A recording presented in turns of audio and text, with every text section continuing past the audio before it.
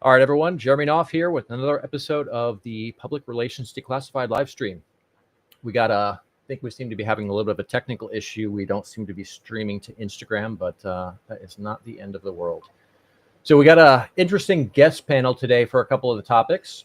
We're going to go ahead and kick this off talking about the Blake Lively PR crisis. I'm going to kind of run through a real quick summary of the situation. But what I want to highlight here is the fact that no matter how big or how well funded you are, a PR crisis, if handled incorrectly, can absolutely destroy your brand. So for a little bit of backstory, and this is something I've been covering a lot on X, in a nutshell, essentially she tried to steal Justin Baldoni's movie, take the credit for it, made some false claims about sexual harassment, got the New York Times to push that story, and then she pushed out a massive PR campaign trying to destroy his reputation. He came to the table with all the evidence and put up a website basically showing everything. And then she tried to get a gag order to silence him. He also released a video that showed, it was a video from the set that she didn't realize existed, and she didn't realize audio was recording on that. And it vindicated him, showed that everything he said was true and everything she said was a lie. And essentially that destroyed her in the public perception, right? Most people initially supported her.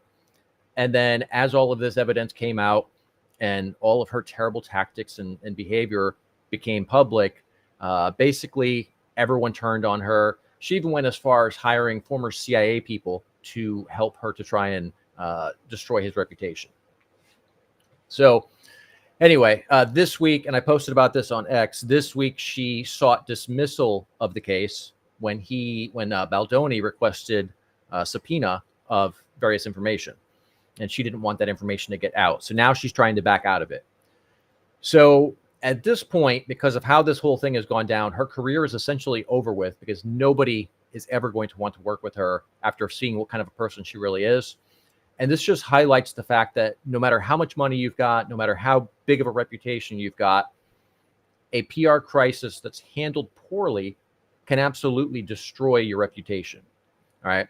So we're going to talk real quick about, oops, I never pulled this up. There we go. All right. So anyway, what we're going to talk about is how you should handle a crisis like this if you end up in a situation. Now, most of you will never end up in something as large and prominent and visible as this particular case. But at some point, everyone is going to end up in some kind of PR crisis at some scale, right? Whether it be because you've got a pissed off client or a competitor who's trying to badmouth you or any number of other things. So what we have to do first is every single thing about handling a PR crisis has to be honest and transparent. And when I say honest and transparent, that may sound like the same thing. It's actually two separate things. So honesty is simply not lying, telling the truth. Transparency is a step beyond that. So, like let's say somebody says, did you rip this person off? No, I did not rip that person off. But if you took money for a service and you didn't perform that service, and you never made any effort to perform that service, then yes, you did maybe not directly rip them off, like maybe you didn't intend to rip them off, but the end result was still the same. That's the difference between honesty and transparency in a thing like this. And a lot of people try to kind of sidestep it by offering half-truths or trying to use, cute, flowery wording to get around answering the actual question or addressing the actual issue. And that's always going to backfire on you. All right. So that being said, the first thing that we have to do is we have to determine the impact. So you want to ask yourself, did your company actually do something wrong? And when I say, did your company do something wrong, not just do you feel that, but do other people, other rational people who do not have any interest in the situation, if they were looking at that situation, are they going to perceive you as having done something wrong? Now, if the answer is yes, well, then obviously you're going to have to do something about this. If the answer is no, even if your company didn't do something wrong, that still doesn't mean you're in the clear, because we've all seen these witch hunts on social media where if a certain person gets a hold of a story or a certain news outlet gets a hold of a story and starts pushing it out there, it can gain a lot of traction, and people aren't always rational. And the mob will come with the torches and pitchforks and attack you without knowing the information, and they may attack you just because somebody that they like said that you did something wrong. So even if you haven't done something wrong, it doesn't mean that you're in the clear. A single influencer or a single media outlet can blow it up, and the reality is nobody's going to take the time to actually dig into it and see if you actually did something wrong. All right. So if we find that we have a situation that we have to address in some way, either because we actually did something wrong or because a very prominent, very visible person or organization with a large audience is pushing the story, then we have to strategize what we're going to do about it. So the first thing you want to do there is identify which media outlets are likely to be interested in that story, both positive and negative. And then you want to, within that list, you want to segment out the ones that you already have relationships with, or the ones that are likely to be sympathetic or antagonistic to the story. And that's how we're going to pick where we're going to go, right? So if we already have a relationship with an outlet, maybe you know a journalist at a particular media outlet, you want to go to them first. Those are the people that you want to start pitching your story to get your side of it into the media and get people seeing that before all of the negative stuff starts gaining more traction. Once you've gone through your list of either the outlets that you already have relationships with or the outlets that you feel are likely to be sympathetic to your story, then you go to the ones that are likely to be antagonistic. And you have to go into this knowing that they're probably going to spin everything that you say, they're going to distort it, but you want to try and get your side even in these antagonistic outlets and even with these antagonistic voices like influencers, prominent people in your industry, whatever. So from here, one of the things I always recommend, in fact, we're doing something with a particular client that's going through a PR crisis right now. We actually have him record all of the conversations that he has. That way, in the event that they do misrepresent him, or they say something that he didn't say, or anything in any way that is false, we've got the evidence to show that they're lying. And in a lot of cases, that can actually be in your favor, because if they say something false about you, or they say that you said a thing that you did not say, and you have evidence that that's false, you can undermine their credibility entirely, and then nothing they say really carries any weight. Okay, that being said, we've now got the outlets that we want to go after. We've got a couple of different paths. One is overwhelming positivity, right? And this is something that you'll tend to do if you haven't actually done something wrong, but somebody is unfairly attacking you. So we want to get out there and get positive stories and just basically flood social media, flood traditional media, flood the search results with all of this new positive stuff so that people are less likely to see the false or unfair attacks. Now, if you have done something wrong, there's a different path you're going to take, and that is full accountability. So this is essential if your company has actually done something wrong. In this case, you're going to have to step up and make sure you've got thick skin, because it's going to be brutal and it's probably going to last a lot longer than you want. But you're going to step up, you're going to take accountability, you're going to talk about the problem, you're going to talk about how it happened, and you're going to talk about the steps you're taking to fix it. And that's what people expect if you've done something wrong. It's not pleasant. It will always suck 100% of the time. But in the end, if you handle it correctly, it will fix the problem, and it may give you a stronger position once it's all said and done, because people see that you stepped up and you fixed the problem. And that's something that most companies, most brands, most people don't do. Most just try and hide from the problem. So if you have a problem, you step up and fix it, and all of this happens in the public spotlight, a lot of people will gain a lot of respect for you. So while a PR crisis generally sucks while you're going through it, it can have a positive impact a bit further down the road. Now, when you're reaching out to these outlets, whether they're pro or anti, whatever the situation is, you have to have your talking points ready. Because if you start going off the cuff and you're not really trained to speak to the media, you don't have that familiarity where you're on TV or on podcasts all the time, and it just speaking comes naturally and you're always eloquent, smooth, and say exactly what you need to say, which is the case for most people. If you step too far off of those talking points, you're likely to mess up. You're likely to misspeak. You're likely to say something that could be interpreted incorrectly. So you want to make sure to have those talking points ready. And that's what you need to be practicing, rehearsing. And I don't mean that in a scripted sense. You just want some bullet points of key areas that you want to hit. And then, of course, you can, go deeper on those topics. But it's key that you've got a framework to work from so that you don't get off into the weeds and start, saying the wrong things, because it's incredibly easy to do. There's a client of ours that prior to us coming into the picture, he was being interviewed by a very prominent national magazine. And there was a conflict within his company. They were facing a class action lawsuit, and he figured, well, it's just a simple interview. How hard can it be? I'll just go and I'll tell my side of the story, and it'll be nice and easy, and they'll understand.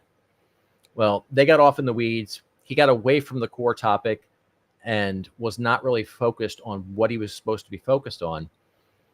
And because he was kind of out of his element, started getting nervous, and things started getting really tense, he misspoke a few times and basically made it sound like he was agreeing with the false claims about him. And that destroyed their company for a good period of time. Their revenue tanked. There was a lot of bad things that came out of it, and it was all because he did not follow the framework. Now, we came into the picture after that all happened and helped clean it up, helped fix it, turned it around, made it into a much stronger company in the long run. But leading up to that, it was one hell of a mess. So that's something you definitely want to avoid. All right. So when we talk about the execution of this, the first thing you're going to do is start pitching and following up. So you're pitching your story to the journalist. You're pitching your perception of the story, and you're trying to get this story out into the media. So what we want to do here is you'll pitch a journalist, and then maybe a week or so goes by, you may follow up. We don't want to go overboard with the follow-up, because if you do, first of all, they're constantly getting emails in their inbox. They're constantly getting all kinds of pitches from all kinds of people. And if you start going overboard, you're going to do one of two things. You're either going to annoy them to the point where they just ignore you. Maybe they even set up a filter to where your emails don't even come into their inbox anymore. Or they may pick up the negative side of the story and run with that. So we want to be careful not to go overboard, but pitch and then follow up maybe in a week.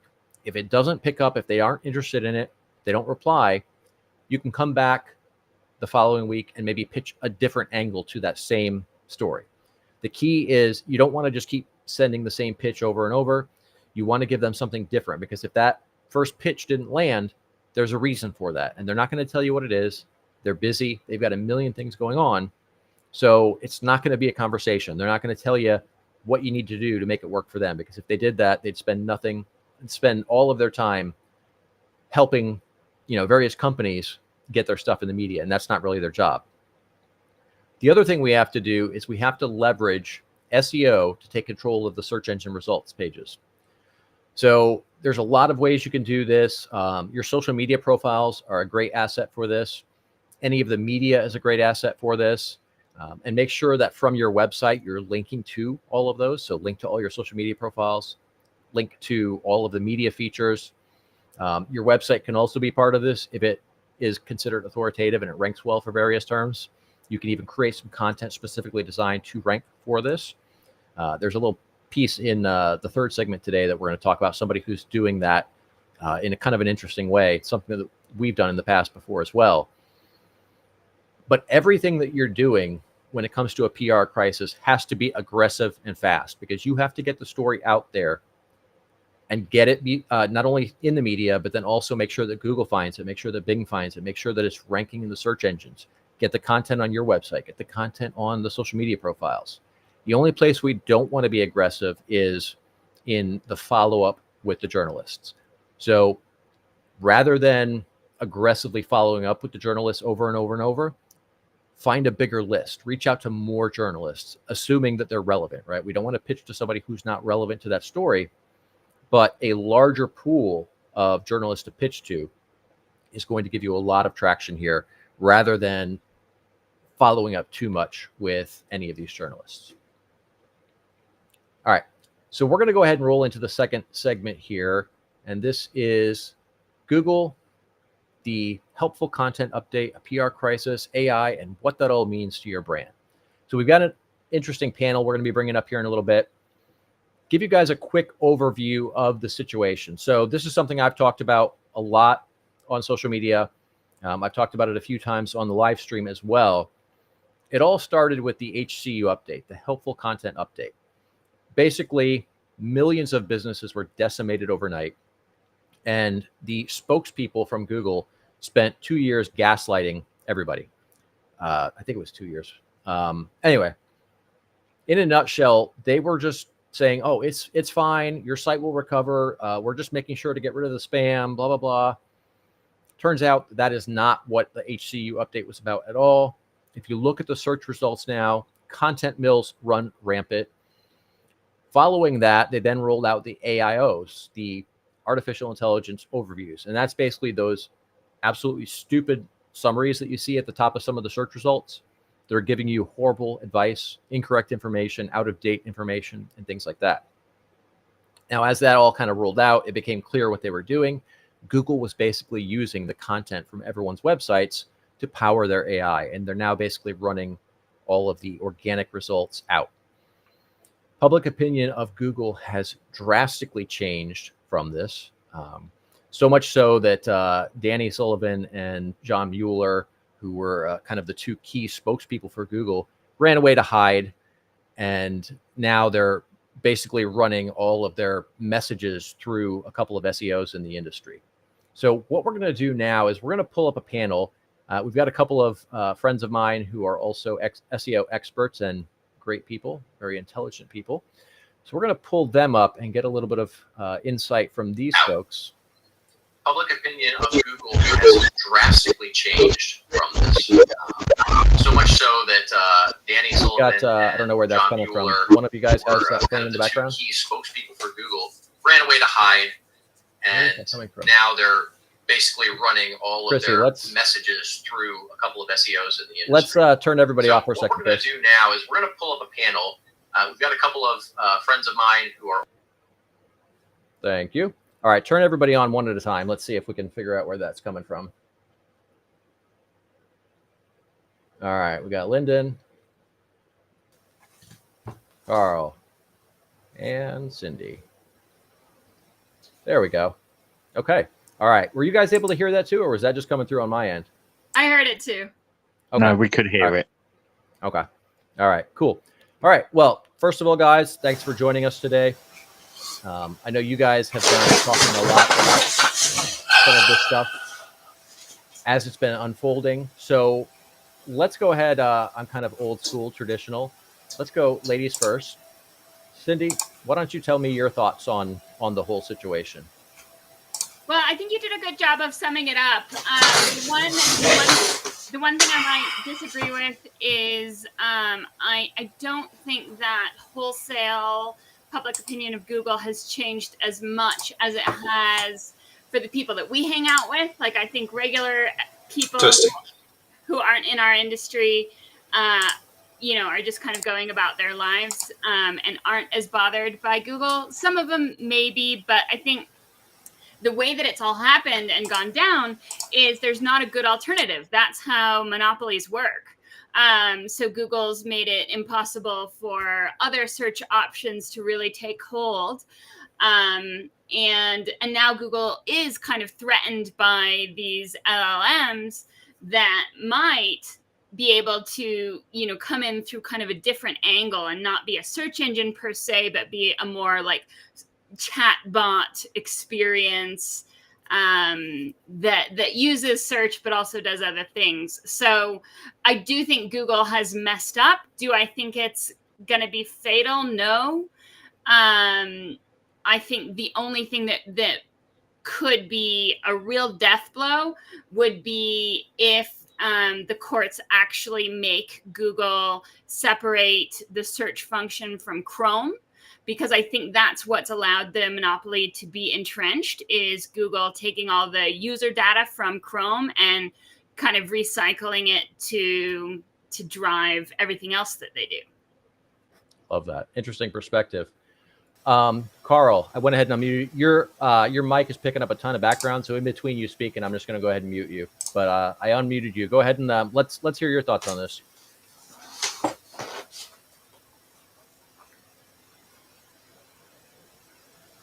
Can you hear us? I guess Carl can't hear us.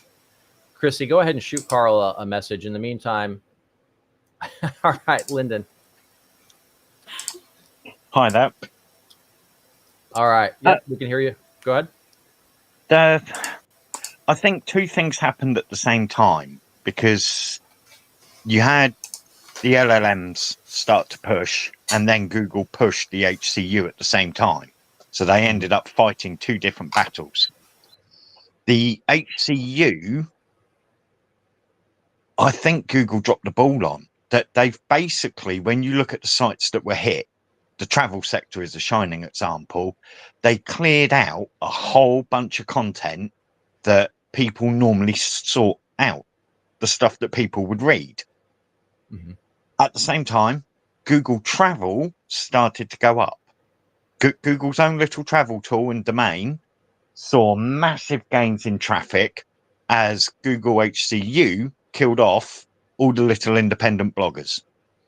Then you got the AIO and Google pushing out an AI itinerary tool and that.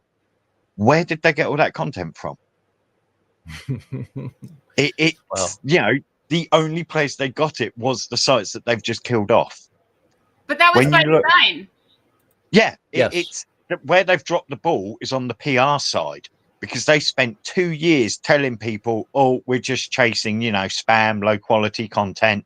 If that was the case, they wouldn't have had to run now 2 content creator summits, come in, pay for people to come and visit Googleplex and fob them off for a couple of hours, which is all they've done twice.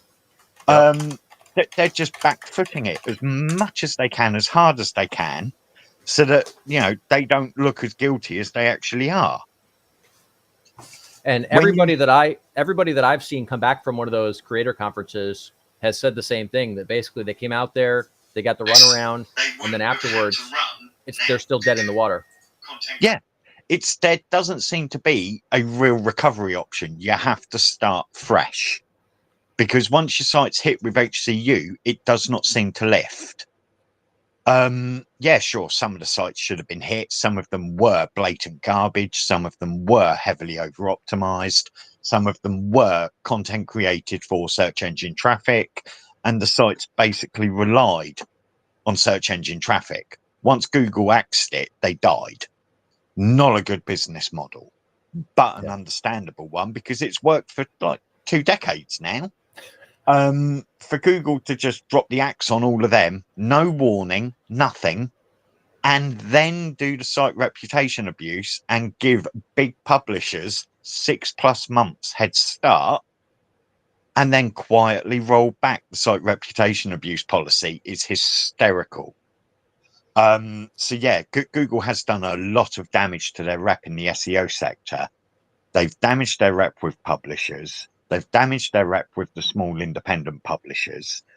That's why they've ran and hid on Twitter, because people will stand up and point the finger back at them and tell them they're talking garbage. And Googlers, throughout all the years that I've interacted with them, generally lack a spine.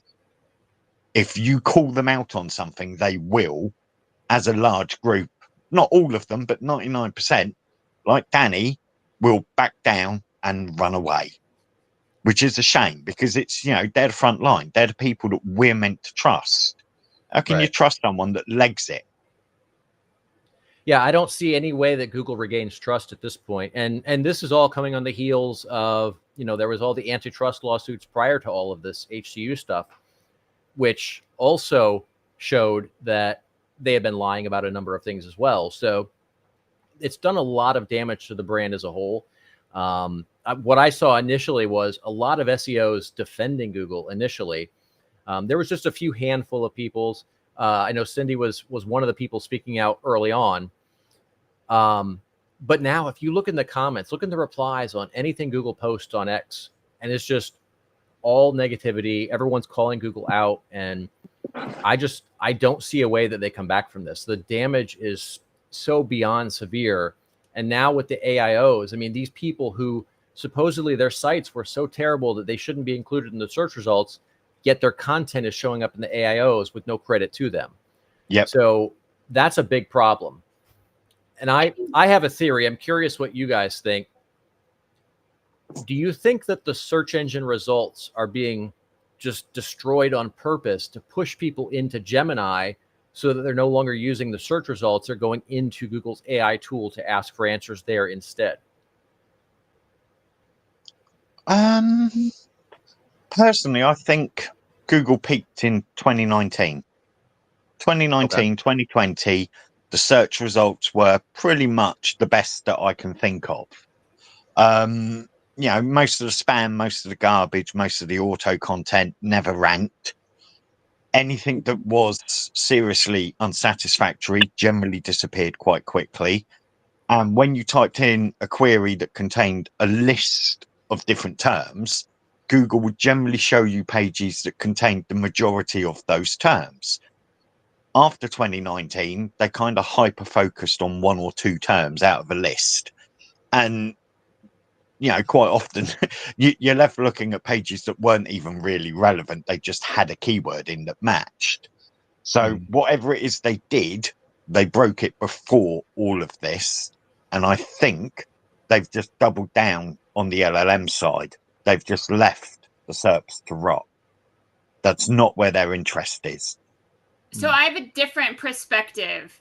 It sounds like you two are almost on the same page, but my perspective is that I think the changes that we're seeing in Google are because Google is using all of us, all of the searchers, to train their models for Gemini.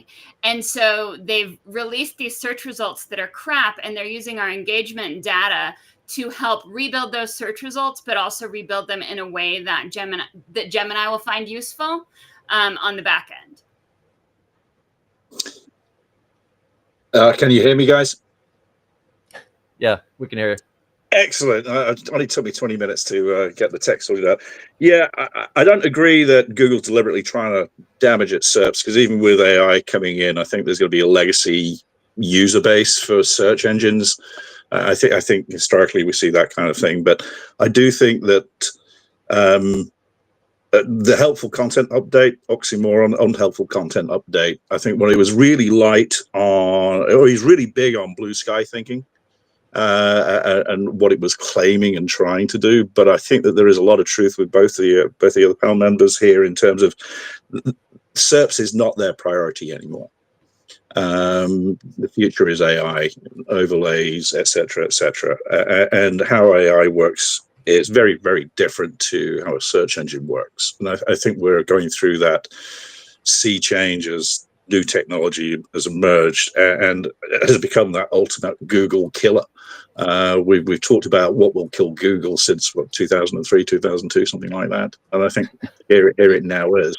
I don't think somebody would deliberately set out to destroy what is still a very active revenue generator for Alphabet, Google, etc. But I think that I do subscribe to Lyndon. I think the SERPs results have been really appalling. Certainly over the last 3 years, I think they've been absolutely terrible. And I think it just shows that search and the search algorithms are not a priority for Google anymore.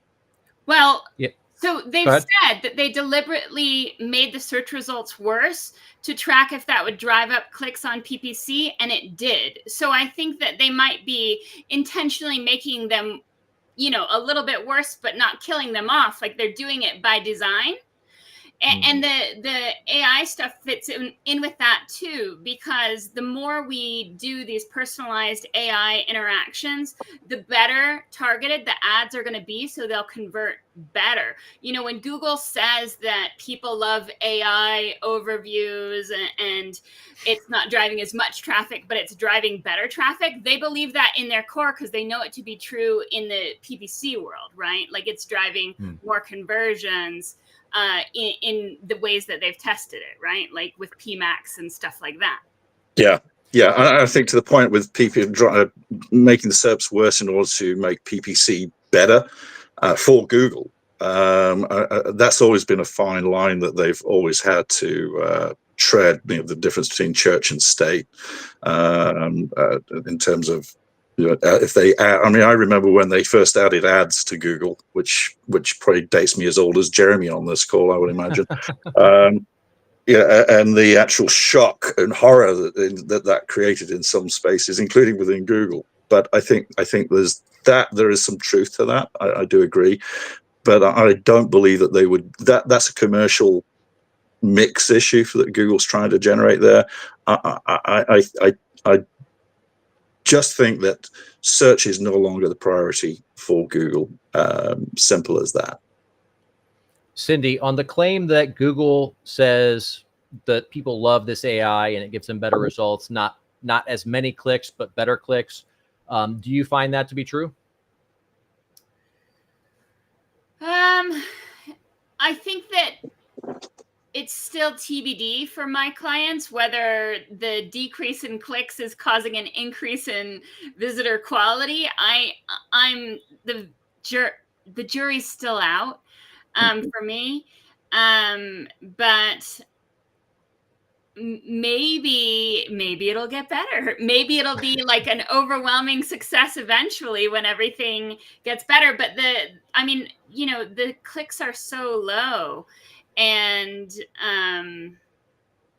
it's just a whole new thing. And we don't know what we're losing out on, right? Like, would the people who stayed in AI overviews have converted at all? Would they have gotten more brand visibility for us and more affinity if they'd actually interacted with us rather than a synthetic layer ahead of us? Probably. Okay. Yeah, I think this Dwayne Forrester had something published recently on the level of attention that people have got.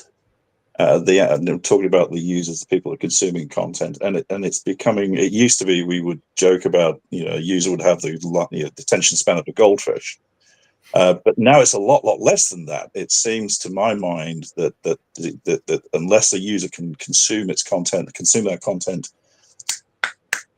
their attention has gone somewhere else. And I think this is a function of the general environment we're all living in, with cell phones all over the place. Our own attention ability to focus on something, assuming we can snag that concentration, it has just become so much more difficult. And I think that is the precursor to, with AI coming into place, that content creators are going to have to perform quite a delicate dance based upon what their users are looking for and how they wish to consume it, all kind of things that we've already all been sheep dipped in. But now it's also, we are trying to grab somebody's attention, but it is far more fleeting than it ever has been before. And with AI overlays coming in, and with AI LLMs coming in, I think that's just going to become a far more dynamic environment than marketers have had to operate in before. That's a great point. Carl? I'm known to come up with them now and again. What's that? I'm known to come up with them now and again. For the attention stuff, it's not that people's attention spans have decreased. People still manage to go to a movie, read a book. It's how much stuff there is to give attention to, and it's a limited resource.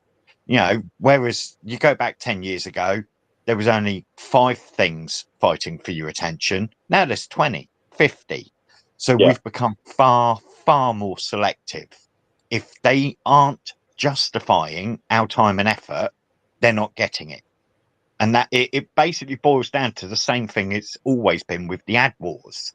You need something that grabs the attention and retains it. It's not, you can only have a 2-second ad because people are that daft that after 2 seconds their brain switches off. It's just, it's escalated. There's so much more competition for time and resources. There was a second part, the traffic.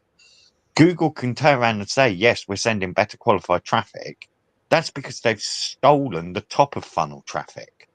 All the simple questions, all the closed questions, Google's AIO now steals all that traffic. That's 40% gone. An awful lot of our content now serves no direct purpose as far as getting traffic onto the site because Google's handling it. Google's taken it. Google's spun it. You don't need to click a link to read something that like featured snippets handled. Gee, you've been building up to this for years, bit by bit, whittling away. So yeah, they'll turn around and say, oh, we send you better qualified traffic. It's not really. It's just the fact that you're not sending us the rest of the traffic. So what is coming through looks better. That's a great point. Mm. All right. So what do you guys, go ahead. Well, just one observation, just from the other two panelists, Linda and Cindy, commenting. I remember when AOL came to the UK, and I loved it, and I remember getting addicted to the game Slingo. But AOL provided this box within which the user operated, and they never had to go out of the box, and they didn't want to go out of that box. Nice, safe AOL type environment with all their email and chat and games and yada yada yada. And then Google comes along and the other search engines, and they just blew that apart. And now suddenly we can get to anywhere we want to be, certainly on the light web. And I think that this, with the advent of AI, I think that what Google is trying to do here is to put us all back into a box again, where we will only interact with Google's AI, AI offerings in particular, because what does that mean? It means that we're all nice and safe, but it also means that Google can capitalize and monetize that activity. And I think that until there is another breaking of the chains, so to speak, I think that's the pathway that we're going to be going down. Okay. Yep. It's control. That's what they're after. Absolutely. So what do you guys think, with your clients, how does this change what you're doing in two capacities? One is organic search, the traditional using search as a marketing channel, and then also reputation management, if you guys deal with any of that. How are you guys adapting to what's going on now for those two factors? Shall I be brave and go first? Yeah, go on. Go for it. I think we've been studying AI models, LLM models, for about 18 months now over here at Wellspring. We're still not clear on what practical steps we need to be taking. It seems that the AI models, the large language models, are focusing more and more upon the credibility, if you want to call it that, of the content originator. That seems to be one of the things that we've certainly picked up. And I think that the unhelpful content update, together with, I remember the author tag, I think these are all been precursors to Google trying to, or the large language models generally, trying to get the right content. And unfortunately, what I'm seeing is, and I think Lyndon alluded to this, is the theft of content that is then being appropriated for its use internally. I have no clear direction to offer anybody at this stage as to how this is all going to play out. We still need to do a lot more work in figuring this lot out. All right, Cindy? I can jump in. So what we're looking at right now is kind of decentering Google a little bit in terms of being like the only search engine, and looking at the other places that people are searching, and not looking at them in a vacuum, but saying these other places that people are searching also influence Google and all of the AI LLM kind of things. So looking at those and optimizing for those, because what Google and what a lot of SEOs are out there talking about is saying, oh, well, the LLMs, they're looking for novelty, that don't teach them something they already know. And that's true to some degree, but what they're really looking for is consensus. And so if we have something to say, but we're not getting heard by the LLMs, we have to create a consensus around that. And we can do that by not thinking of our site as the only resource we have available to use, right? So using PR, but also just using the socials and every kind of publishing place imaginable where we can get a conversation started, because Google is keying in on anything that's a forum, anything that's a real human conversation, or at least looks like a real human conversation.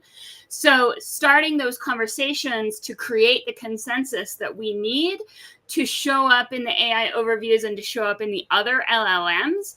And then the other side of it is looking at when we are in the LLMs, or when our competitors are, or when they're in the AI overviews, especially clicking that triple dot menu and looking at what Google knows about the site and why. So for instance, lots of times if it's a business, the things listed there are Better Business Bureau. If it's a problematic company, maybe ripoff report, stuff like that, that are giving feedback on the company as a whole. Looking at those and making sure those are good, because if we have if Google's clearly including them in the triple dot menu about the company, they know it's there. So if it's a really bad company, Google's, according to the Better Business Bureau, why would Google rank it? Yeah, that's a great point. And it sounds like you and I have gone down kind of similar paths. So we'll have to get together sometime and exchange notes. I bet there's probably some overlap, but I bet there's a lot outside of that Venn diagram as well. Yeah, but if I may, I think one of the Cindy's points there are really, really interesting, and so yours. But I think that where we're going with this is that I know I'm not a fan of Moz. I'm going to get that out on the table right now. I'm not a fan of Moz, but I do agree with them in terms of we've all, as SEOs, worked around with domain authority, page authority, etc. And we know the shortcomings of these metrics. They can get essentially made up metrics as we try to mirror what Google is thinking. But I think that they brand authority is something that increasingly as an SEO I've got to pay attention to. And Jeremy, you and I are both engaged on the same client matter. And as soon as I was getting into substantive conversations with that customer, I knew instinctively, and also from the fact the experience, that the brand authority as a concept really is now here. Its time definitely has come. And one of the things that we deal with when we talk about brand authority, some of the things Cindy alluded to, Better Business Bureau. If you have a problematic company, God forbid you ever end up on ripoff report. But it's things such as press releases, the kind of things that a brand does, and the footprint that a brand leaves. And I think there was an interesting study by Tom Kappa where he took domain authority and brand authority and he tested over the date ranges when the helpful content updates were actually launched, and he analyzed the losers, of which there was very, very many, but he also analyzed the winners too. And what he found was that there was a very close correlation, and I'm going from memory here, so please don't quote me on this, but broadly, if your brand authority comported with your domain authority, you won.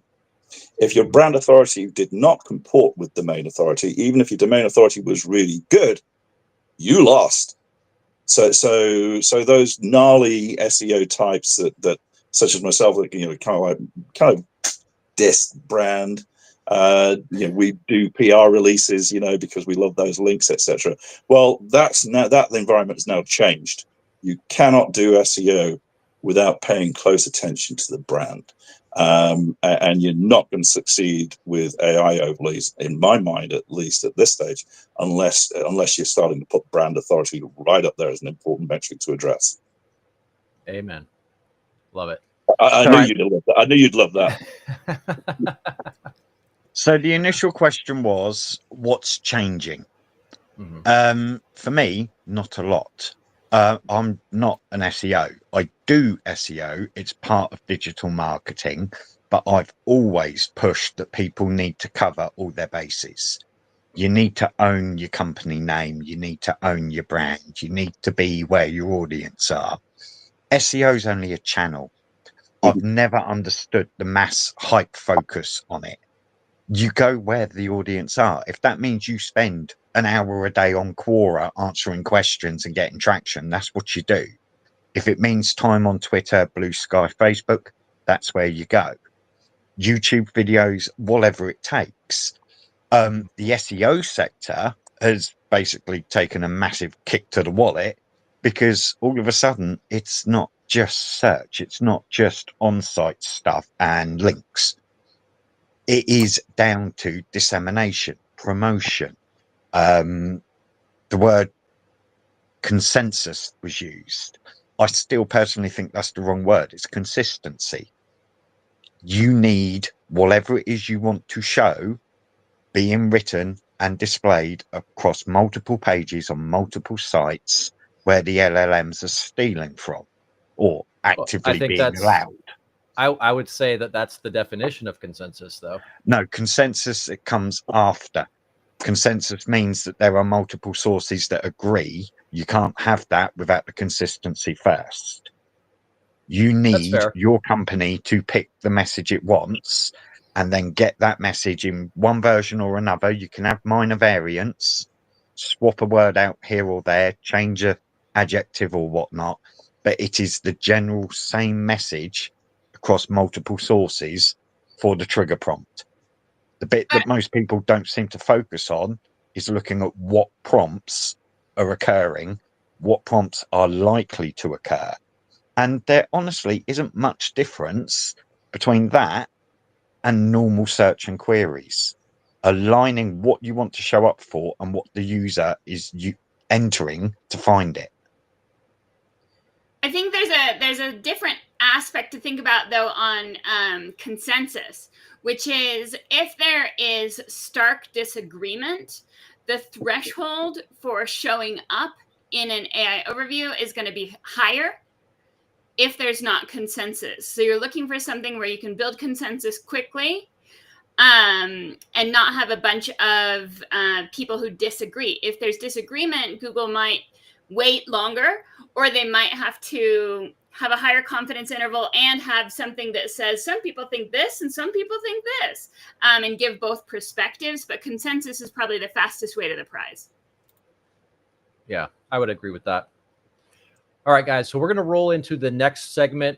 Cindy, I know you came on a little bit after we got kind of some of our prep ready, but we're going to be talking about another topic that is relevant to you as well. So if you want to stick around, Christy's going to turn everyone's camera off, and I can pull you guys back up as we wrap up that last segment as well. So, all right, next thing we're going to talk about here is an interesting little case study on reputation management. And this comes from a guy that if you're in the SEO industry, you know the name Neil Patel. If you're in the marketing industry, in fact, you probably have heard of him. A lot of people in the SEO world don't really like him. I've always found him to be a little bit slimy, a little bit creepy. Speaking of creepy, kind of looks like the kind of guy who would be peeking in your bedroom window when you're getting ready for bed at night or something. But so Neil is known for stealing content at scale long before Google ever did it. He's basically taken all kinds of people's ideas, repurposed them, and presented them as his own. And he has been the subject of multiple lawsuits over the years. And the most recent one is from the now bankrupt company FTX. Sam Altman-Fried, I think, was the guy that ran that company, if I remember correctly. And he's in the middle of engaging in a fairly interesting reputation management tactic, one that we've used before, one that is very effective. So I want to give you guys a quick overview of this. So if you've been following him on social media, you may have seen him talking about a lawsuit where he was sued in 2011. And it may seem kind of odd. You know what? I'm going to switch up the view on this so that that is a little bit larger for y'all. Let me see if this, yeah, that doesn't really help very much. All right. In a nutshell, he is publishing a ton of content about, he's titling it, The Time I Got Sued. So there's a whole bunch of videos out there. He's got posts on X, on LinkedIn, on Instagram, basically everywhere. Now, why would he do that? Well, what he's doing is he is trying to make it so that if somebody searches for his name because they hear about this lawsuit, that all of these other posts are going to come up in the search results rather than the new current information about the FTX lawsuit. Now, I don't think it's going to work real well because it's mainly on social media, and most of what's showing up in the search results is the current articles at media outlets. So all of his posts that are showing up in the search results are there, but there is still a fair amount of legitimate news coverage at traditional media outlets.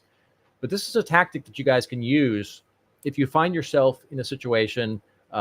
Sometimes it's deserved, sometimes it's not, right? Because a lot of times I've seen cases where an amazing business owner will get called out because somebody wanted a refund or they wanted to cancel a contract or whatever. And because they couldn't get their way, they'll turn around and say, oh, well, so-and-so is a scam. So-and-so is a fraud. So one of the tactics that you can do, not just in the middle of a crisis, but proactively, right? You do this ahead of time. You can start creating content around your industry with terms like scam, fraud, complaint, lawsuit, sued, etc. You can also do the same with your name. So one of the approaches that we have used in the past is to have a client write an article to be published somewhere. It could be published on their own website. It could be published at another media outlet. But it could be like, let's say, for example, John Smith could write an article titled, 6 ways to avoid real estate scams. Well, now here's John Smith with real estate scams. And if somebody comes along and says, oh, well, this guy's a real estate coach and he scammed me, there's a good chance that that article or those social media posts could rank in the search results over the post, the defamatory post that somebody is posting out there about him. So you want to publish these on high authority domains, right? And this is kind of, I don't want you to think of high authority in the terms of like the traditional SEO sense, like, Moz score or anything like that. Just think of it in terms of authority from a public perception standpoint, right? All of the social media outlets would fall under that criteria. A lot of the news outlets, not all of them, but a lot of news outlets would fall under that criteria. Prominent blogs in your industry as well. And in some cases, even your website, if you get a fair amount of traffic and you tend to rank well for a lot of things. Now, with what we talked about in regards to the HCU, that may be less of a factor as time goes on, but at this point, it is still effective. So what I'm going to do is pull the panel back up. Looks like everybody's still with us. So I'll go ahead and pull that up, and you guys can all, Chrissy, go ahead and turn on their cameras. We'll let everybody chime in here, and you guys can talk on any aspects of this that you like, including on Neil himself. Well, I want to know how you got a photograph of Neil Patel peeping into my window from when I was in bed. I mean, come on. That's triggered me. It comes from the camera that I hid in your bedroom. Oh, no, good to know. Good to know. Yeah. Has anybody actually read the lawsuit? No, I have not read it yet. It's what I can tell you is that they're suing him for $55 million. Oh yes, it's a heavy one. Well, Neil Patel, I think, is a polarizing figure, and I look at Neil Patel in 2 ways. One, I'm really impressed with the guy.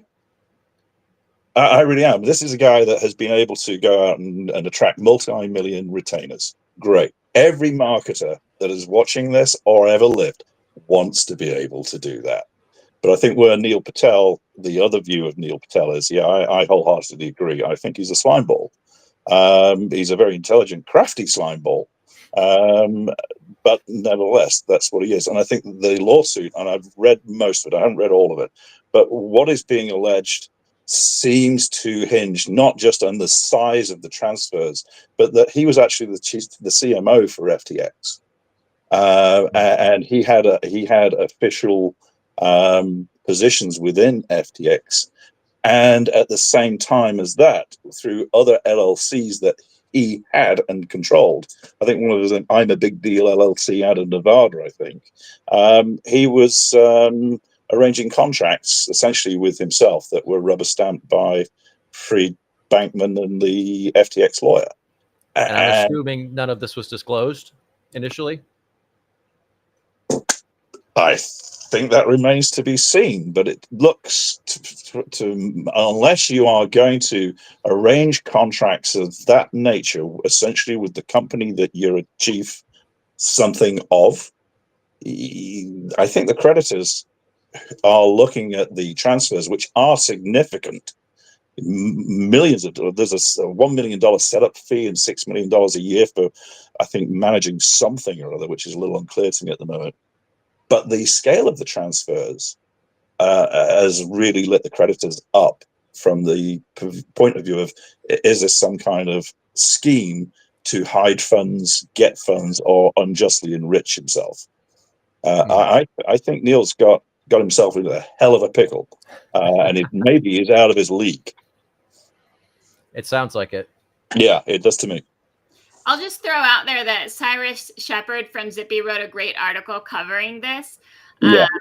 And it doesn't go quite that deep in terms of the self-dealing that Neil Patel was doing, or at least not into those details. But I thought it was a really good article. And I think it's, to me, this was kind of like, oh, yeah, that totally makes sense. Like the scammy nature of all of it, and that they were hanging out in the first place. Like the scammer got scammed. Like that seems poetic. And now we have to find out how Neil Patel is getting scammed. Like it's like the next level down. Like who was scamming Neil as part of this? Yeah, I think he's smart. What he's doing to handle the PR is not dumb. Yeah. No. He's kind of like the scammers version of the movie Inception.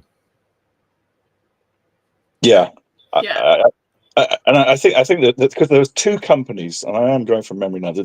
I'm a Big Deal at LLC, and there was MP Digital, and the way the complaint has actually been drafted is alluding that this double dealing behind a thinly veiled LLC corporate veil, was fraud.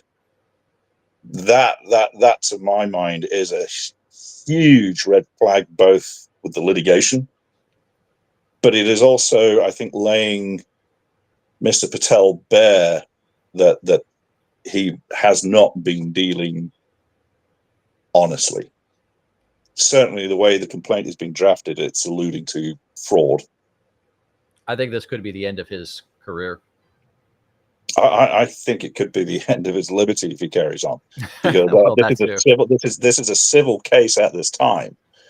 But it does look like various vultures have been trying to pick the bones clean, even while the bankruptcy proceedings were in flow, not just before bankruptcy, where Freed Bankman handed over to control over, I think, to the trustee in bankruptcy. Yeah, this is a minefield that he has wandered into, and I would not be in Neil Patel's shoes for any amount of money. I think we'll probably see a few more PR crises come out of this, because I would speculate Neil's not the only one pulling this shit. If, like you're saying, as the vultures are kind of picking the carcass clean, I feel like there's probably a lot of other people who thought they could get away with the same shit. Yeah. But in both cases, if it sounds too good to be true and it includes a trust me, bro, like don't do it. Well, to that point, I think there was like a $30 million contract, something 30 million and change, where Freed Bankman, I think it was Freed, or it could have been the FTX lawyer, actually said, "I hyper trust you, bro," and signed it. Oh my God. I hyper trust that you know what you're doing, bro. I hyper trust all of you, bros. That comes out of the complaint itself. Oh my God, that is great. All right, that's going to work its way into everyone's lexicon now. I know that for a fact. Awesome. All right. Well, anything you guys want to add before we wrap up on this one? No. All right. I'm not so up on the case, but from the online rep perspective, there's plenty they ought to be doing as well. He's clearly snowballing, as you said, and trying to throw out relevant stuff. But why has he not gone to the press? Why isn't there YouTube clips and that where he's doing interviews that's more relevant? There are YouTube clips. He can't. But All not right. with So the look, press.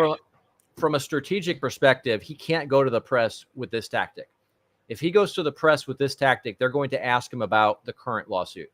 Yes. So all he's going to do is multiply that. What he's trying to do is the damage control that can be done right now, short of, absolute softball interviews, which I can't think of a case where a journalist would say, yeah, I'll just do this little bullshit interview about something that happened in 2011 rather than the huge FTX scandal. Because think about it, that's going to blow up. That's going to get a shitload of viewers. It's going to get traffic. And that's what the journalists are judged on, right? Their jobs are judged on the traffic that they bring to the outlet. So while in a normal situation, you would try to get out there and use that as a way to fill the search results, it's not really an option in this case because every single one of them is going to latch onto it because he's huge in terms of brand visibility, audience, all of that. And FTX is huge in the same way. So every one of them is going to jump on that new topic rather than giving him a softball bullshit interview. So, but his PR team ought to be getting him in the news, tackling it in a controlled fashion rather than letting it run like a wildfire, which is what's happening instead. The other thing to consider here is in a case like this, though, a lot of times the lawyers lead the PR efforts because you're talking about a $55 million lawsuit. There's a lot of stupid things you can say that can derail that really fast. And so my guess is the lawyers are saying, no, sit down, shut the fuck up, and we'll tell you where and when you can go say something. But I'll actually throw in that I don't think Neil Patel is ever going away. Like, I think that he might lose his liberty temporarily, and he might lose his reputation, but he didn't have a great one anyway. Like, this is probably going to embolden him, and we're going to see pictures of him with the FTX guy and Playboy models and saying with the headline that's like, what I learned from being sued by FTX, like, download this white paper. Yeah, oh my God. There'll be pictures of him with a ball and chain and a striped shirt and throwing it away. Come to my exclusive networking party and learn SEO. It's like that guy, it's like that guy, the Wolf on Wall Street, when he's doing an ad in front of a helicopter and the feds are facing him all over the place. Jordan Belfort. Featuring live alligators. A question for you, though, Jeremy. Do you think that the train has already left the station on Neil Patel in terms of his handling of this PR crisis for him? No, it's still relatively early in the process. There's still a lot to come out. So I think what they're doing is they're kind of taking a wait and see approach. I think they're going to see how the press starts covering it. There's already a few articles out there. There's not a lot, frankly, because there's not a lot of information yet. Yeah. But as the case starts to proceed, more will start to come out. And at that point, the cat's completely out of the bag. It's everywhere. And then it makes sense to get out there and start speaking because it's already going to be everywhere. Right now, it's a little bit early. It's a little bit preliminary. So they're kind of playing it safe. But once the court case really starts going and there's a lot of information and people are already covering it, then he's going to get out there, start being proactive. And I would say once they set a court date, within about 30 days of that court date is when you're going to start seeing a ramp up of all of the PR. So I'll have Chrissy put a note in my calendar. Once that court date goes live, I'm going to do a little countdown and we'll see how that plays out. But my prediction is inside of 30 days, they start going balls to the wall on PR. I just had a picture of Neil Patel with Blake Lively. How I recapped our reputation after disaster. All right. I'm going to go over to Grok and make that image after we get off here today. All right, guys. Well, listen, thanks for joining us today. Loved having you on. We'll have to have you guys on again here soon. Chrissy, go ahead and roll cameras. We're going to go roll into the PR PSA. And today's PR PSA is public relations isn't about telling the public what to think. It's about giving them the evidence that helps them think the way that you want them to. So, this kind of ties in with what Cindy was talking about a little while ago, and Lyndon and Carl as well, with this consensus and getting a large number of people to agree with a thing and have a particular view on a thing. So that comes down to demonstrating the evidence, whether that be through lots of testimonials, whether that be through people, telling other people how awesome you are, telling people the value that you're bringing, telling people what they got out of working with you or out of buying or using your products. And this is what it's all about. You can't get out there and tell somebody, hey, this is who we are and this is why we're awesome. You have to give them the evidence so that they can come to that conclusion on their own. If you try to tell them what to think, they're going to say, well, screw this guy. Like, why is he telling me what to think or how to think? But if you give them the evidence that they can come to that conclusion themselves, they will see it as their idea, and it's going to carry a lot more weight, and it's going to be something that they basically won't shake, right? It's their decision. So they made that call, and now they hold that as their own belief. So that's a wrap for today, guys. If you found value in this, I would love it if you would share this. If you have not joined the Facebook group yet, if you just hit that QR code with your camera, that will take you straight to our free Facebook group where we share not only the PRD live stream, but also lots of other great content and advice. And there's a lot of awesome people in there to connect with. If you guys have not connected with the guests that we had on today, Chrissy is going to drop links to their profiles in the group. So I encourage you guys to go follow them. They are great people. And on top of that, they, of course, are a wealth of information on not just SEO, but marketing in general. So that's a wrap for today, guys. And I look forward to seeing you all in the next episode.